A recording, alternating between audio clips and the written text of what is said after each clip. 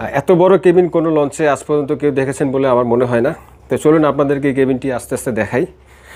এই কেবিনটি মূলত দুইটি সেকশনে বিভক্ত।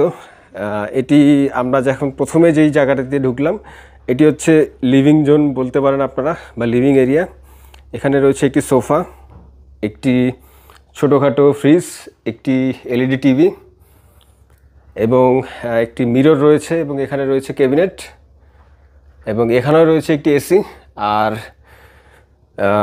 এখানে রয়েছে হচ্ছে আপনার স্লিপিং এরিয়া। স্লিপিং এরিয়াতে রয়েছে একটি কাপল সাইজের বেড এবং রয়েছে একটি সিঙ্গেল বেড, অর্থাৎ এই কেবিনটি 3 জনের যাতায়াতের জন্য। এবং যথারীতি এখানেও রয়েছে আরও একটি এসি, অর্থাৎ এই কেবিনটিতে রয়েছে 2টি এসি, আলাদা করে 2টি এসি, 2টি জনের জন্য 2টি এসি।